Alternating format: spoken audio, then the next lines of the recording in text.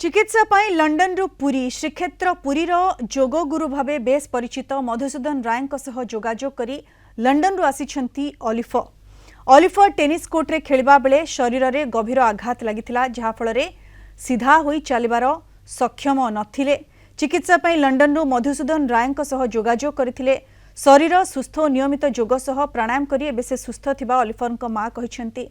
प्राय 80 रु अधिक देश रे नाम अर्जन करिसेंती। मधुसूदन ठारू तालीम पाइथिबा छात्र छात्री विभिन्न देश रे योगाभ्यास करुछंती।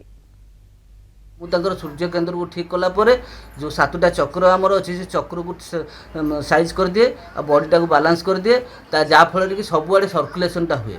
सर्कुलेसन सबुआड़े कौटी अवरोध रही तेणु प्रति अर्गान गुड़ा पुणी भल हो जाती से पुणी कम करने आरंभ कर दिखती। टॉक्सिन गुड़ा मुव हो जाए तेणु रोग भल हो जाए किंतु मेडिसिन एंटीबायोटिक कौन करे ना दबेक रखे से पुणी भविष्य में पुणी से रोगटा बाहर किंतु मो पाखे जो ट्रिटमेंट करती दबेक रखनी पूरा आउट करे आसी रेगुलर किंतु योग प्राणायाम करवा दरकार।